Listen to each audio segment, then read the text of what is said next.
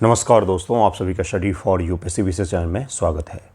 आज तारीख है 21 मई 2026 और आज का न्यूज़पेपर आर्टिकल डिस्कशन का ये वीडियो होगा। आज का हेडलाइन देखिए क्या है। मोदी जी इटली गए हैं और क्या सुंदर फोटो है ये, पिंक कलर और डार्क ब्लू, अच्छा मैचिंग है। न केवल पारंपरिक रिश्ते बल्कि स्ट्रैटेजिक और आज के ज़माने के रिश्तों पर भी भारत और इटली में संबंधों को लेकर आगे बातचीत हुई है। इस टॉपिक को ज़रा डिटेल में देखेंगे हम लोग कि क्या क्या चीज़ें हैं। पारिवारिक गलती से मुंह से निकला था, पारंपरिक में बोलना चाह रहा था और उसके साथ में स्ट्रैटेजिक अर्थात रक्षा सुरक्षा को लेकर के भी संबंधों को आगे बढ़ाने की बात की गई है। इस टॉपिक को ज़रा पढ़ेंगे। इसके अलावा अपर गंगा रीजन में, गंगा नदी जहाँ से निकल के आती है उस रीजन में अर्थात उत्तराखंड में कई सारे डैम प्रोजेक्ट है। इसको लेकर के भी एक न्यूज़ चर्चा में है, जिसमें केंद्र सरकार ने सुप्रीम कोर्ट में कहा है कि हम नए प्रोजेक्ट को लेकर के नहीं सोच रहे हैं। तो इस टॉपिक को भी देखेंगे। उसके अलावा दहेज उत्पीड़न, ये टॉपिक चर्चा में है। त्विषा शर्मा एक मॉडल थी, नोएडा की रहने वाली थी। भोपाल में उनकी शादी हुई, लेकिन उनकी शादी के 6 महीने के भीतर ही संदिग्ध परिस्थितियों में मौत हो गई, जिसके बाद से चर्चा में है। इस मुद्दे को भी देखेंगे। भारत में दहेज के आंकड़े, मैपिंग वगैरह भी थोड़ा सा करेंगे। शुरू करते के करके टॉपिक। और आज दूसरा वीडियो जो आएगा, कल दूसरा वीडियो नहीं आ पाया, आज दूसरा वीडियो जो आएगा उसमें हम लोग बिहार के आर्थिक सर्वेक्षण से जुड़े हुए MCQ का प्रैक्टिस करेंगे। शुरू करते हैं। देखिए आज का पहला टॉपिक क्या है। हेडलाइन तो देख ही रहे होंगे, ट्रेड कॉरिडोर डिफेंस रोम दिल्ली अपग्रेड ट्राइज, मतलब कि भारत और इटली के बीच में संबंधों को ऊपर ले जाने का प्रयास किया जा रहा है। और न केवल पारंपरिक बल्कि विशेष रणनीतिक साझेदारी, स्पेशल स्ट्रैटेजिक पार्टनरशिप। स्ट्रैटेजिक शब्द जब भी आता है तो उसका तात्पर्य होता है रक्षा सुरक्षा, डिफेंस, इनसे जुड़े हुए मुद्दे, कोऑपरेशन को बढ़ावा दिया जाता है। सवाल क्या पूछेगा, सवाल किन किन क्षेत्रों से पूछ सकता है, तो जो IR से संबंधित जो कुछ टाइज हुए हैं, जो सहयोग पर बात हुई है, समझौते हुए हैं, उससे जुड़े हुए सवाल भी पूछे जा सकते हैं। व्यापार से जुड़े सवाल आ सकते हैं, इटली की मैपिंग से जुड़े हुए सवाल आ सकता है। इसके अलावा भारत के स्वतंत्रता संग्राम में इटली के बहुत सारे क्रांतिकारियों का प्रभाव देखने को हमें मिलता है। UPSC ने 2018 में PT में एक सवाल पूछा था लाला लाजपत राय जी के बारे में। लाला लाजपत राय जी जो हैं, इनके बारे में सवाल पूछा था कि निम्न में से कौन सा एक पर्सन है जिसने इटली के क्रांतिकारियों से न केवल सीखा बल्कि उनके ऊपर किताब भी लिखी, अमेरिका में भी ये रहे। तो इस प्रकार से इसका आंसर लाला लाजपत राय था। तो घुमा फिरा करके इटली के क्रांतिकारियों के बारे में मॉडर्न हिस्ट्री में सवाल बनते हैं। तो इसे भी हम लोग देखेंगे। इस टॉपिक को इतने बेहतर तरीके से देखेंगे कि इसमें कुछ बचेगा नहीं फिर आपके बाद में पढ़ने के लिए। मोदी जी अपनी 6 दिवसीय यूरोपीय यात्रा, अंतिम चरण में रोम का दौरा किया उन्होंने। सबसे लास्ट में कहाँ पर गए, तो इटली गए। कहीं भी निकलो वापस उन्हीं के घर के सामने से आना है। तो यहाँ इतालवी प्रधानमंत्री जॉर्जिया मेलोनी के साथ द्विपक्षीय वार्ता के दौरान उन्होंने विशेष रणनीतिक साझेदारी का स्तर अपग्रेड कर दिया है भारत और इटली के संबंधों को। यह साझेदारी आगामी वर्षों 2025-29 के लिए संयुक्त रणनीतिक कार्य योजना, इसको ज़रूर ध्यान में रखिएगा, joint strategic plan of action. अब इसमें कई सारे चीज़ें शामिल होंगी। इसमें ट्रांसपोर्टेशन शामिल है, इसमें समुद्री समझौता शामिल है, इसमें रक्षा से जुड़े हुए चीज़ें शामिल हैं, पर्यावरण से जुड़े हुए चीज़ें शामिल हैं, व्यापार के मुद्दे शामिल हैं। इतने सारे मुद्दे जो हैं वो इसमें शामिल हैं। ज्वाइंट स्ट्रेटजिक प्लान फॉर 2025 से 2029 को हरी झंडी दे दी गई है। द्विपक्षीय व्यापार का अगर हम लोग बात करेंगे तो दोनों देशों ने कहा है कि द्विपक्षीय व्यापार को वर्तमान 14 बिलियन यूरो से बढ़ा करके 2029 तक 20 बिलियन यूरो करने का एक लक्ष्य निर्धारित किया गया है।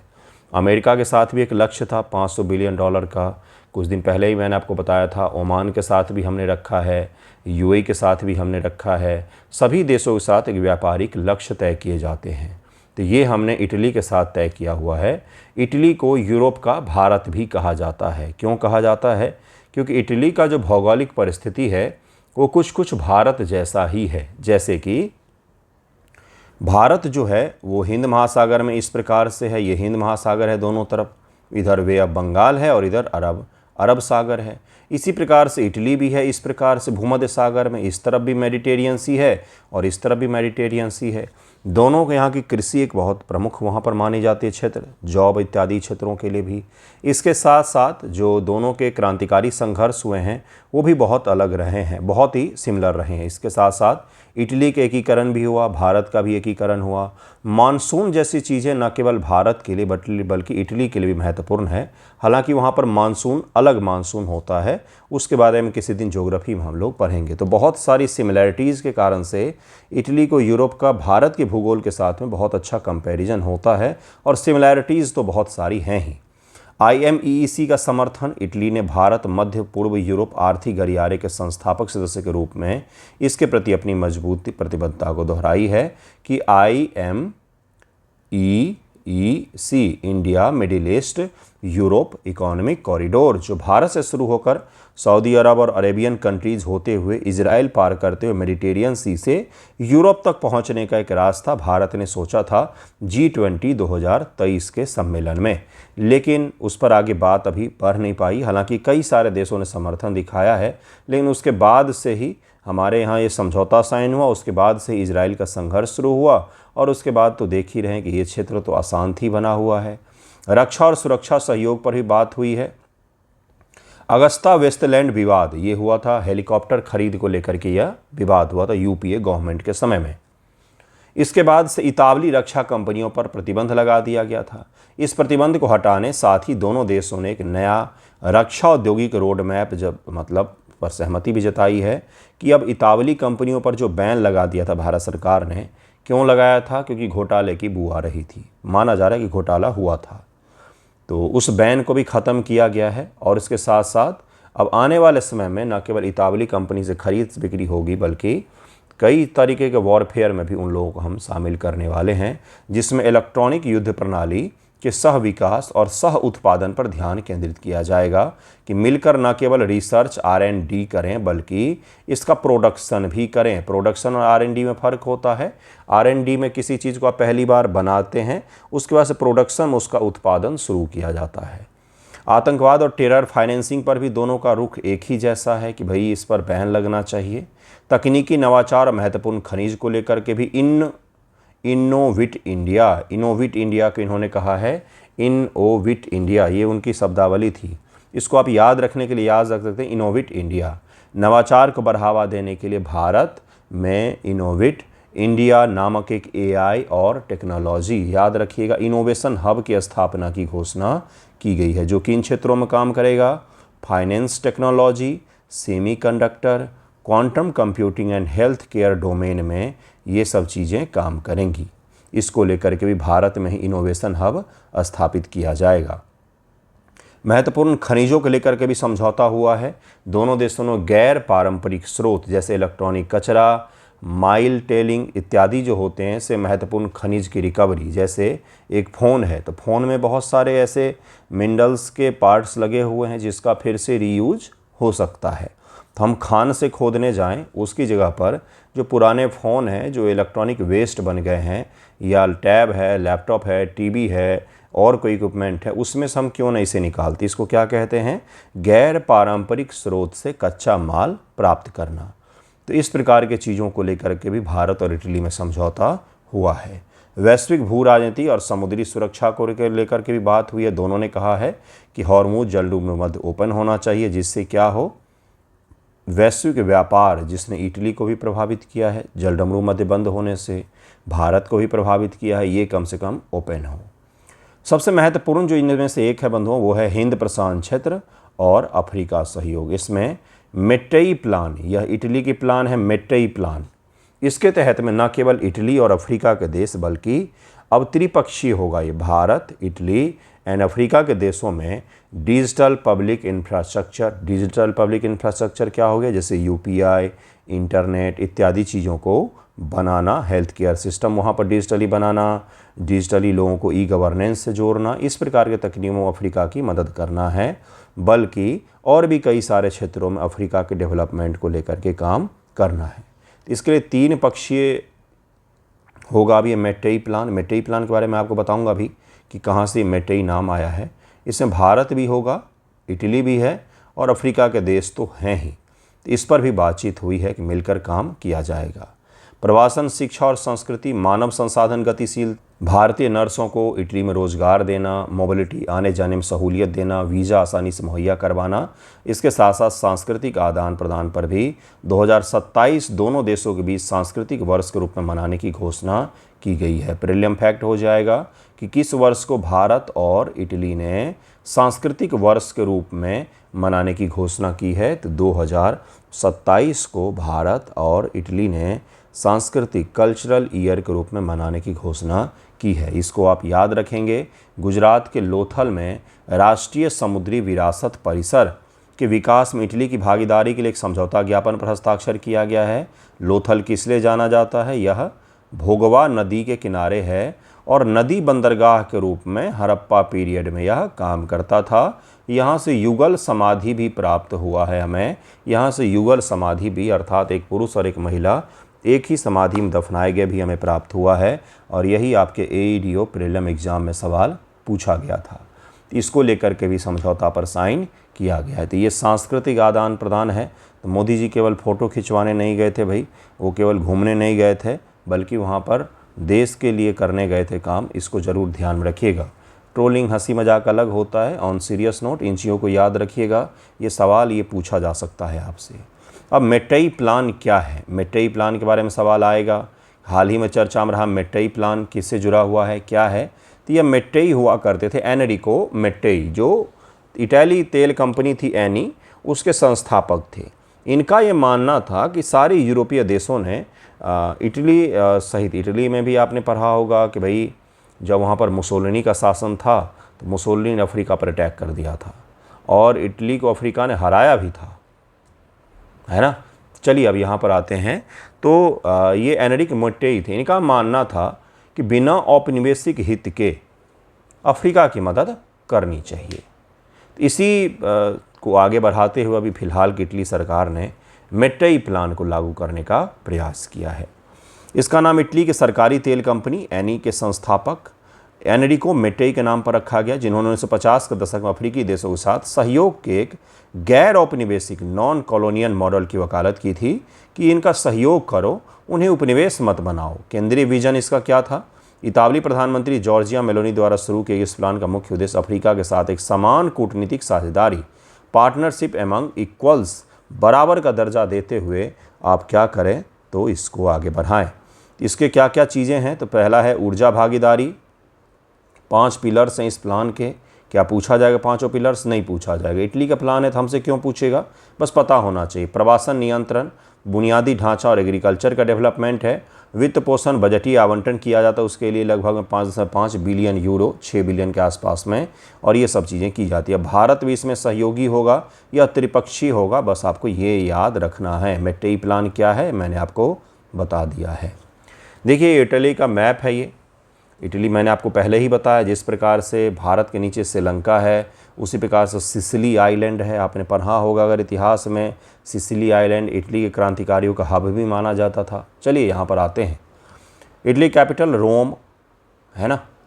इसकी सीमाएं उत्तर पश्चिम में फ्रांस से लगती है, उत्तर में स्विट्ज़रलैंड है, यहाँ पर ऑस्ट्रिया है, यहाँ पर स्लोवेनिया आपको दिखेगा, स्लोवेनिया से इसकी सीमा लगती है।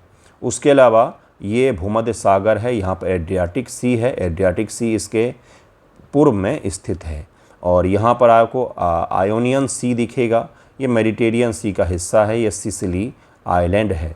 रोम के बारे में भी ध्यान रखिएगा। रोम के बीच में ही एक शहर स्थित है जो एक देश के तौर पर भी जाना जाता है, वेटिकन सिटी। नेपल्स का नाम आपने सुना होगा शायद, नेपल्स का नाम शायद सुना होगा इतिहास में। तो ये सब अलग अलग जगह हैं इसके, जिसके बारे में सवाल पूछा जा सकता है। आप इसको ध्यान में रखेंगे क्योंकि यहाँ से सवाल आता है, ठीक है। यहाँ पर एक छोटा सा कोर्सिया आपको दिख रहा होगा, आइलैंड है, बहुत ही खूबसूरत सा देश है। इटली के उन प्रमुख क्रांतिकारियों का बिंदुवार विवरण लेंगे हम लोग जिनका भारतीय स्वतंत्रता संग्राम में बहुत ज़्यादा प्रभाव रहा है। देखिए विनायक दामोदर सावरकर जी हैं, जिन्होंने किताब लिखी थी मैझनी चरित्र। क्या लिखा था? मैझनी चरित्र। यह सवाल पूछा जा चुका है। भारतीय स्वतंत्रता संग्राम को वैचारिक रूप से सबसे ज़्यादा प्रभावित करने वाले इतालवी क्रांतिकारियों में से एक थे जोसेफ मैझनी। ये दक्षिणपंथी विचारधारा को फॉलो करते थे, अर्थात दक्षिणपंथी विचारधारा जानते होंगे, लेफ्ट विंग, राइट विंग, जो भी थे क्रांतिकारी थे, है ना। इटली को पुराने इटली से नए इटली में लाने का श्रेय इन्हीं कुछ क्रांतिकारियों को भी दिया जाता है। उन्हें इटली के एकीकरण का, इटली पहले बटा हुआ था छोटे छोटे राज्यों में, उनको एकीकरण का दिल और दिमाग कहा जाता है। मैजनी ने इटली के युवाओं में एकजुट करने के लिए यंग इटली नामक एक गुप्त क्रांतिकारी संगठन बनाया था। इसके बारे में सवाल पूछा जाता है, क्योंकि इसी प्रकार के संगठन बाद में भारत में भी बनते हैं। अभिनव भारत इत्यादि जो आप सुनते हैं वो यहीं से प्रभावित होकर के बनाया जाता है। लाला लाजपत राय, इन्होंने जोसेफ मैजनी की जीवनी को उर्दू भाषा में लिखा और उसे भारत के युवाओं में देशभक्ति भावना जगाने के लिए प्रचारित किया। वे मैजनी को अपना राजनीतिक गुरु मानते थे और यही सवाल यूपीएससी प्रीलिम 2018 में इनडायरेक्टली पूछा गया था। इनडायरेक्टली मतलब घुमा फिरा करके ये भी किया इस आदमी ने ये भी किया, इस आदमी का नाम क्या है, वीर सावरकर, लाला लाजपत राय, सुरेंद्रनाथ बनर्जी, इस प्रकार से यह सवाल पूछा गया था। विनायक दामोदर सावरकर मैजनी के विचारों से अत्यधिक प्रभावित थे। उन्होंने मैजनी के गुप्त संगठन यंग इटली के तर्ज पर ही भारत में अभिनव भारत सोसाइटी, आपके नाम सुना होगा, इसका उन्होंने स्थापना किया था। सुरेंद्रनाथ बनर्जी यह महोदय हैं। इन्होंने बंगाल के युवाओं के बीच मैजनी के राष्ट्रवादी विचारों की व्याख्या के लिए स्वतंत्रता के लिए एक संगठित जन आंदोलन की आवश्यकता पर बल दिया था और मैजनी के विचारों को फैलाया, लोगों में बताया कि किस प्रकार से हम इनसे भी सीख सकते हैं। तो ये 3 हो गए। ये कौन था? तो जोसेफ मैजनी इनका नाम है। ज़रूर ध्यान में रखिएगा, सवाल पूछा जाएगा। नेक्स्ट आते हैं ग्यूसेप गैरिबाल्डी।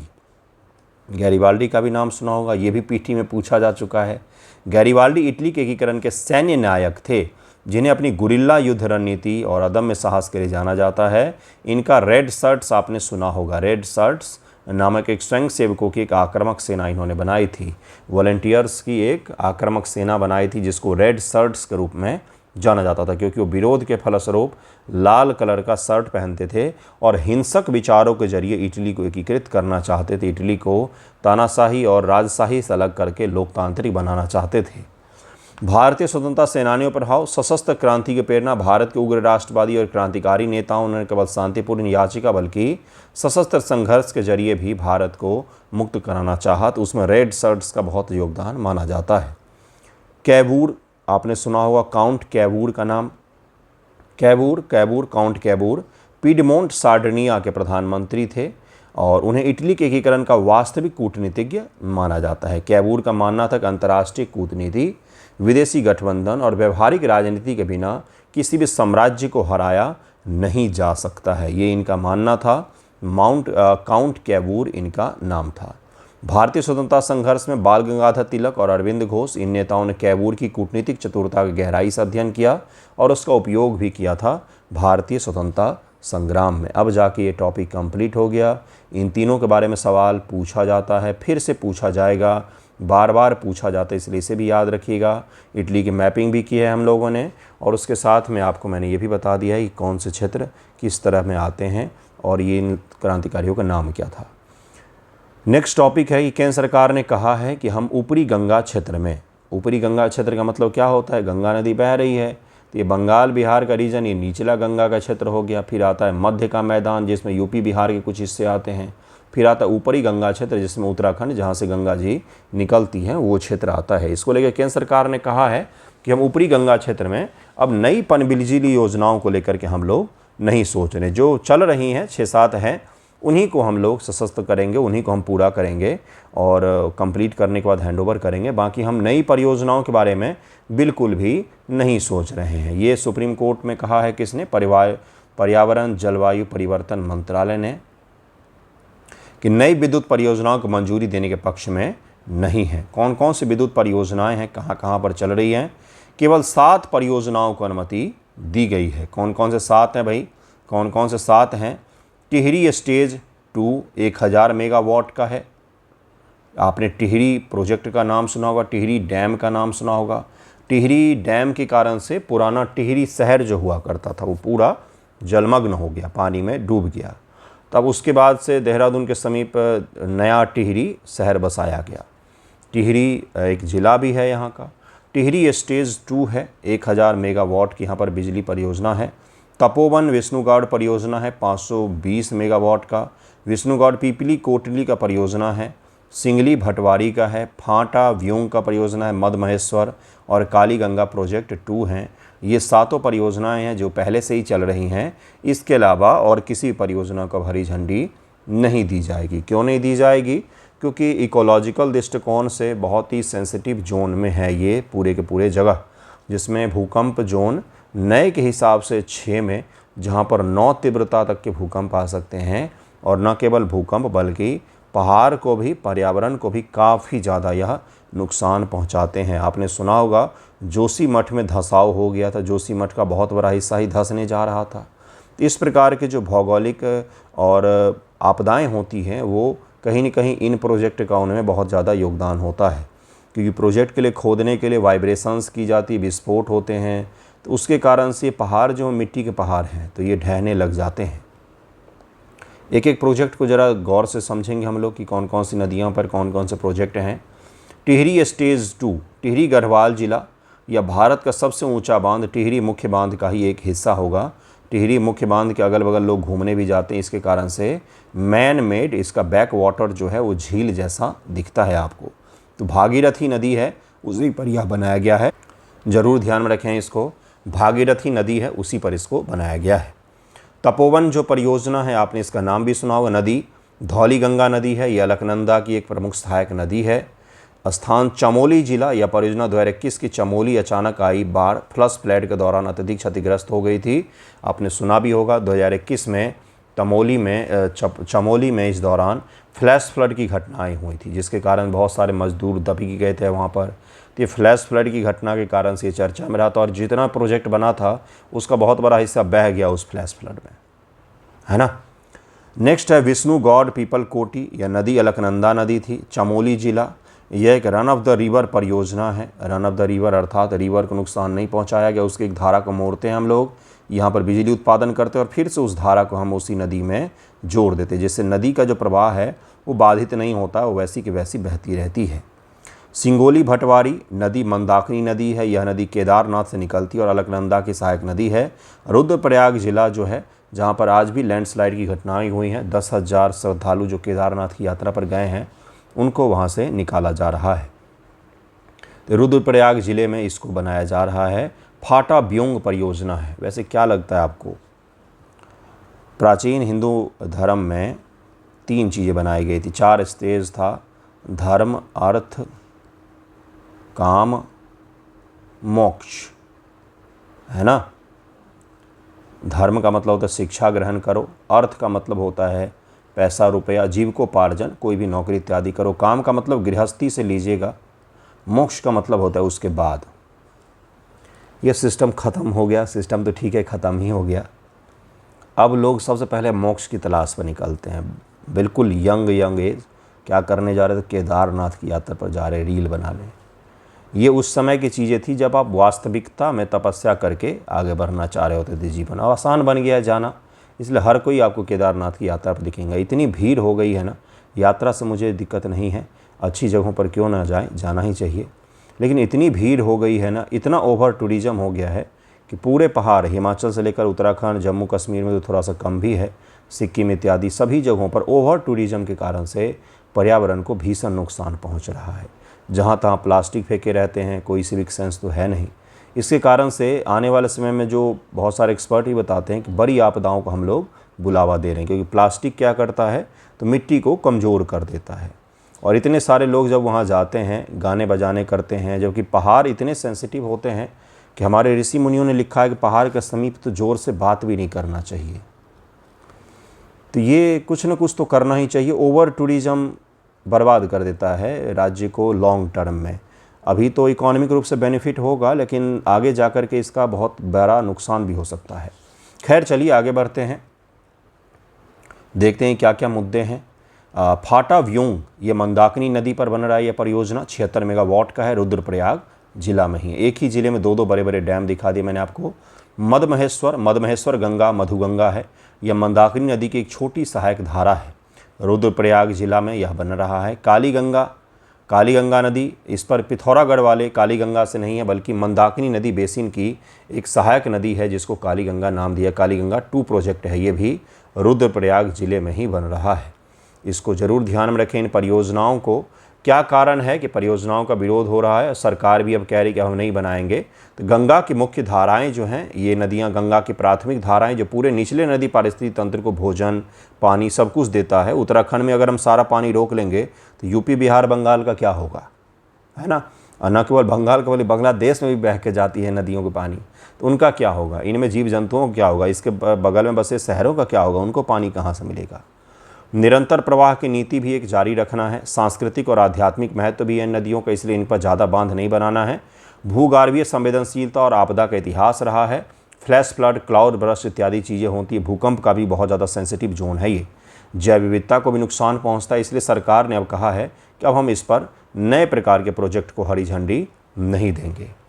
मिस पुणे थी, प्रॉमिसिंग एक्टर थी, मतलब बनना चाह रही थी, स्ट्रगलिंग थी, मॉडल भी थी, MBA BBA ग्रेजुएट भी थी, सावित्रीबाई फुले यूनिवर्सिटी महाराष्ट्र से।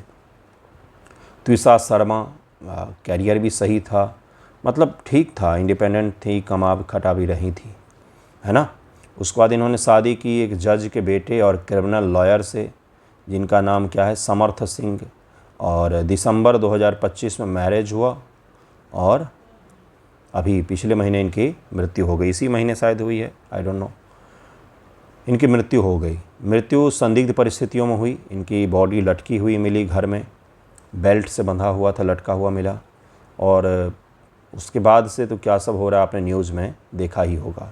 इनके जो पति हैं समर्थ सिंह, उन पर 10,000 रुपये का बाउंटी लगाया है पुलिस ने कि इनका पता बताने वाले लोगों को 10,000 रुपये का इनाम दिया जाएगा। फरार है वो आदमी, पता नहीं कहाँ गया, किस परिस्थिति में मौत हुई, किस परिस्थिति में नहीं, इन सब चीज़ों को लेकर काफ़ी संदेह व्यक्त किया जा रहा है। जो परिवार है वो बहुत ज़्यादा पॉलिटिकली और लीगली बहुत स्ट्रॉन्ग है, जो ससुराल का पक्ष है। इसके कारण से इन्होंने आरोप लगाया कि केस को दबाया जा रहा है, तोड़ा मरोड़ा जा रहा है। जैसे कि एम्स ने भी कहा, भोपाल एम्स ने कहा कि जो बॉडी पोस्टमार्टम के लिए लाया गया उसके साथ जो फंदा जिस पर लटकी हुई थी उस फंदे को नहीं पेश किया गया, जिससे हम मैच कर पाते कि क्या सही है क्या गलत है। जो भी है, आरोप तो यही लगाए जा रहे हैं कि इन्होंने अपने, त्विषा शर्मा ने अपने मदर से भी कहा था कि दम घुट रहा है यहाँ से निकाल लो, लेकिन जैसा एज यूजुअल होता है एडजस्ट कर लो, तो एडजस्ट करने में किसी की जान चली ही जाती है। भारत प्रतिदिन दहेज का भी इस पर आरोप लगा है। दहेज मांगा जा रहा था, उसी के लिए प्रताड़ित किया जा रहा था। हालांकि ये सही है या गलत है नहीं पता है, क्योंकि दोनों ही फैमिली स्ट्रॉन्ग है, फाइनेंशियली बहुत स्ट्रॉन्ग है। अब क्या सही है क्या गलत वो तो आने वाले दिनें पता चलेगा। फिलहाल हम लोग NCRB के डेटा के हिसाब से भारत में डॉरी डेथ को ज़रा देखेंगे। ये मैप ज़रा ध्यान से देखिए, इसमें जो जितना डार्क रेड है वहाँ पर उतनी ही अधिक मौतें होती हैं दहेज से। तो इसमें तो यूपी बिहार टॉप पर रहते हैं, बाकी चीज़ों में ये दोनों राज्य नीचे रहते हैं, लेकिन इस प्रकार की चीज़ों में ये दोनों राज्य टॉप पर हैं। गर्व से बिल्कुल छाती चौड़ा हो जाता है। तो ये राज्य टॉप पर हैं। उसके बाद आपको MP, राजस्थान, झारखंड भी कोई कम नहीं है, हरियाणा दिखेगा, यहाँ पर उत्तराखंड भी आपको दिख रहा है, तेलंगाना भी दिख रहा है। दक्षिण भारत में एक ही कलंक है, वो तेलंगाना है। बाकी राज्य जो हैं उनमें सही है, थोड़ा सा सही है गुजरात। नॉर्थ ईस्ट में ये सब चीज़ें तो होती ही नहीं है। नॉर्थ ईस्ट के जो राज्य हैं उसमें असम छोड़ करके ये सब चीज़ें कहीं पर भी नहीं, तो असम में भी बहुत कम होती है। लेकिन हम लोग क्या बोलते हैं, नॉर्थ ईस्ट को मुख्य धारा में शामिल करना है। हम असली भारतीय लोग हैं, है ना, जो परंपरा प्रतिष्ठा का दंभ भरते रहते हैं, बेटियों को जिंदा जला देते हैं, मार देते हैं। देखिए क्या है, भारत प्रतिदिन 18 से 20 महिलाएं दहेज, उत्पीड़न या उससे जुड़ी हिंसा के कारण अपनी जान गंवाती है। कृपया करके पुरुष पक्ष वाले ये ना कहें कि पुरुष भी तो मरते हैं। अभी उस मुद्दे का हम लोग बहस नहीं कर रहे हैं, हम लोग डॉरी का केस, दहेज के कारण से मरने वालों को पढ़ रहे हैं। तो वो पक्ष अलग है, बिल्कुल है, प्रताड़ना तो सभी का ही होता है, लेकिन वो बिल्कुल ही अलग है। इसलिए मैंने पहले ही कहा कि आरोप सत्य है या गलत है ये तो जांच के बाद ही पता चलेगा, लेकिन फिलहाल चर्चा में है, इसलिए इसका अध्ययन करना बहुत ज़रूरी है। प्रतिवर्ष देश भर में लगभग 6500 से 7000 दहेज मृत्यु के मामले दर्ज किए जाते हैं। 6500 से 7000, है ना, कितने, 6500 से 7000 पर डे कितने हो गए भाई, है ना, 18 से 20 प्रतिदिन। इस मामले में विधिक दोष सिद्ध दर काफ़ी कम है, यानी कि कन्विक्शन रेट जो है मात्र 35 से 40% पर बना हुआ है। क्योंकि घर में ही मारते हैं, खुद ही सबूत मिटा देते हैं, किचन में जल गई और यहाँ जल गई वहाँ जल गई, इसी तरह से हो जाता है सब मैनेज। राज्यवार आंकड़े उत्तर प्रदेश सबसे टॉप पर है, 2100 मामले आते हैं यहाँ से। उसके बाद अपना बिहार है टॉप पर, बिल्कुल सही सुन रहे हैं आप, जहाँ प्रतिवर्ष 1000 से अधिक दहेज की मृत्यु के मामले दर्ज किए जाते हैं। जैसे ही ये सब आंकड़े पता हो तो सारे हम बिहार के लोग, हम सम्राट अशोक के वंशज हैं, चंद्रगुप्त है, ये है वो है। आज के मुद्दों पर कोई बात ही नहीं करना चाहता, कोई नहीं बात करना चाहता। कितना भी पढ़ लिख लो, बिहार की एक बहुत बड़ी सच्चाई है, बिना दहेज के तो शादी नहीं होगा। बहुत बड़ी सच्चाई है भाई। कितने तो आप में से बीपीएससी यूपीएससी कर रहे होंगे तो ये सोच करके कि 50 लाख 1 करोड़ दहेज लेंगे, ये तो बिल्कुल नंगा सच है, सबको पता है ना। एमपी, पश्चिम बंगाल ये राज्य क्रमशः तीसरे और चौथे स्थान पर हैं। पश्चिम बंगाल भी है, जहां सामाजिक आर्थिक कारक इस कुप्रथा को और बढ़ावा देते हैं। उच्च अपराध दर वाले राज्य हैं जिनमें जनसंख्या कम है लेकिन बेटियों को मारने में वो भी हमसे आगे हैं। एक है झारखंड और एक है हरियाणा। सोचिए, झारखंड अगर बिहार के साथ शामिल होता तो हम यूपी को पटक देते इस मामले में, है ना। न्यूनतम मामले वाले राज्य हैं केरल और तमिलनाडु। उच्च साक्षरता दर, बेहतर सामाजिक संकेतक के कारण दक्षिण भारतीय राज्यों में से मामले अपेक्षाकृत बहुत ही कम देखे जाते हैं। केरल, कर्नाटक, तमिलनाडु इनमें तुलनात्मक रूप से कम है। पूर्वोत्तर के राज्य नागालैंड, मिजोरम, मणिपुर जैसे राज्यों में मातृसत्तात्मक सामाजिक प्रभाव या जनजातीय संस्कृति के कारण दहेज मृत्यु के मामले लगभग शून्य या हैं ही नहीं। यहाँ पर तो है ही नहीं, है ना। भारत में दहेज विरोधी विधिक ढांचा क्या बनाया गया है, तो दहेज प्रतिषेध अधिनियम 1961 बनाया गया है।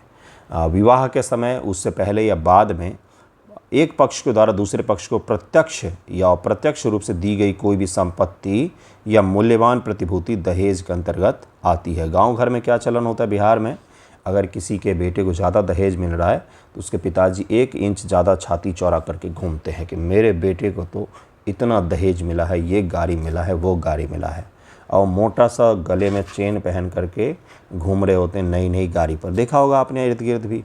बेशर्मी की इंतहा देखिए। वैसे लोगों को समाज में हम अच्छा मानते हैं जिनको ज़्यादा पैसा मिलता है। दहेज लेना या देना, उसके लिए उकसाना कानून अपराध है। इसके लिए न्यूनतम 5 वर्ष का कारावास है, 15,000 या दहेज के मूल्य के बराबर जो भी अधिक हो जुर्माना भी लग सकता है। 6 महीने से 2 साल तक की सज़ा भी इसमें दी जाती है। आंकड़ों को ध्यान में रखिएगा, बाकी एक्ट वगैरह के बारे में नहीं भी पूछा जाएगा। इसके मिसयूज़ के भी बहुत सारे केसेस आए हैं, ये सत्य है। इसमें कन्विक्शन रेट इसलिए भी कम है कि इसके मिसयूज़ के भी बहुत सारे मामले आए, और यह एक्ट इतना कठोर है अगर किसी का भी नाम आ जाए तो उसको नॉन अवेलेबल ऑफेंस में समटाइम गिरफ्तार कर लिया जाता है। क्या है इसमें मामला, क्या है तो डॉरी डेथ का क्या मामला होता है, तो यह 304 जो आईपीसी में था, उसको भारत न्याय संहिता में यदि किसी महिला की मृत्यु विवाह के 7 वर्ष के भीतर जलने, शारीरिक चोट या असामान्य परिस्थितियों में होती है, यदि यह प्रमाणित होता है कि मृत्यु से ठीक पहले उसे दहेज के लिए प्रताड़ित किया गया था, तो उसे दहेज का मृत्यु माना जाता है, और यह तो शादी के 6 महीने में ही ख़त्म हो गया। इसके लिए न्यूनतम 7 वर्ष का कारावास, आजीवन कारावास तक बढ़ाया जा सकता है। इसके प्रावधान देखे गए हैं। ये कोई छोटे मोटे गांव घर के परिवारों में नहीं हुआ है, समझिएगा। ये एक परिवार जो ससुराल पक्ष था, वहाँ पर जो उनकी सास थी वो जज से रिटायर हैं, पति जो है वो क्रिमिनल लॉयर है ना, और पिता भी अच्छे खासे पोस्ट पर हैं, भाई लड़की का मेजर है, और ऐसी परिस्थिति में खुद वो मॉडलिंग कर रही थी, तेलुगु फिल्म में एक्टिंग भी किया उन्होंने, लेकिन वो अपने मैसेज में कह रही हैं कि मैं यहाँ पर फंस गई हूँ, ये लोग मुझे एब्यूज़ कर रहे हैं, इतना ख़राब एब्यूज़ कि मैं बता भी नहीं सकता हूँ आपको। लेकिन उनकी मदर बोलती हैं कि एडजस्ट कर लो, उन्होंने एडजस्ट कर लिया। कैरियर से ज़्यादा इम्पोर्टेंस पर्सनल लाइफ को देना चाहिए, आई थिंक सो। मैं कभी बात नहीं करता इन सब चीज़ों पर, लेकिन कैरियर, नौकरी ज़्यादा से ज़्यादा 25 साल रहेगी, 30 साल 35 साल। पर्सनल लाइफ आपका जीवन भर रहेगा जब तक सांस चल रही है, ठीक है। इसलिए सोच समझ के फैसला लेना चाहिए, बिल्कुल सोच समझ के सही ढंग से।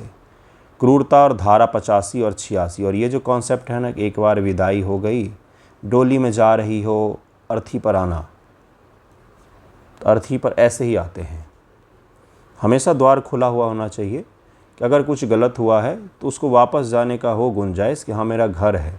ये नहीं होना चाहिए कि घर बंद हो चुका है, यहाँ से भी निकाल दिया तब मैं कहाँ जाऊँ।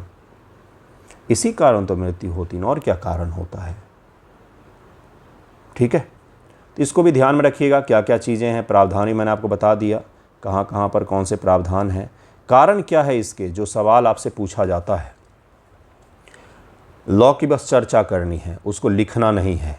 सवाल आपसे लॉ से जुड़े हुए नहीं पूछे जाएंगे, और पूछा जाता है तो गलत होता है, क्योंकि यह लॉ का पेपर नहीं है। हाँ, आपको पता होना चाहिए 1961 का एक्ट है जिसकी ये संहिताएं हैं, उसमें ये प्रावधान बनाए गए हैं कि शादी के 6 महीने के भीतर ये सब चीज़ें नहीं होनी चाहिए, शादी के 7 साल के भीतर ये सब चीज़ें नहीं होनी चाहिए। सबसे पहला है प्रतिशतात्मक मानसिकता। सबसे पहला तो यही है, जिससे निकल ही नहीं पाएगा अपना समाज, पूरी दुनिया में ही है ये। सोशल स्टेटस, सामाजिक प्रतिष्ठा, बड़े पैमाने पर धन और ये सब देना। वायरल रील देखा होगा अगर आपने, राजस्थान हरियाणा के, कि 1 बीघा ज़मीन दे रहे हैं, फॉर्चूनर गाड़ी दे रहे हैं, और रील वायरल होते क्यों नहीं उन्हें गिरफ्तार किया जाता है। विधिक जागरूकता की कमी है। विश्लेषणात्मक दृष्टिकोण, दहेज प्रथा का बने रहना, गहरे सामाजिक प्रतिशतात्मक ढांचे, विवाह का व्यवसायीकरण, महिलाओं के नाम पर संपत्ति के स्वामित्व की कमी से जुड़ा हुआ है यह मामला। इसी कारण से इस तरह की चीज़ें देखने को हमें मिलती है। इसका क्या समाधान हो सकता है?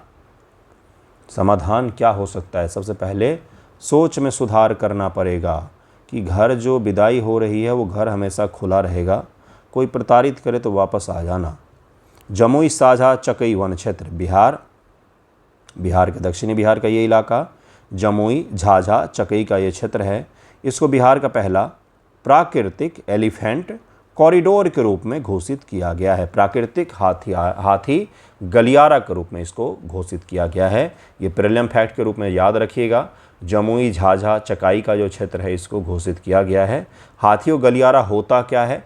हाथी गलियारा भूमि की वह सकरी सी पट्टी होती है जिससे हाथी आपस को जोड़ा जाता है और हाथी उससे आवागमन भी करते हैं। ठीक है, तो हाथी भोजन पानी प्रजनन के लिए दूरी तक यात्रा करते हैं और इसी के दौरान उनके द्वारा इस क्षेत्र का यूज किया जाता है। तो बिहार का पहला हाथी गलियारा, इसके अलावा झारखंड का रांची, खूंटी, गिरिडीह का जो इलाका है, दुमका, चाईबासा, हजारीबाग, ये सब नाम सुना होगा आपने, इसको भी हाथी गलियारा के रूप में चिन्हित किया गया। लेकिन बिहार का कौन सा होगा? तो बिहार का होगा जमुई वन क्षेत्र जो है वहाँ पर घोषित किया गया है। तो इसको अवश्य याद रखें, छोटा सा पीटी फैक्ट है। इसको डिटेल में आने वाले वीडियो हम लोग कवर करेंगे। धन्यवाद आप सभी का वीडियो देखने के लिए।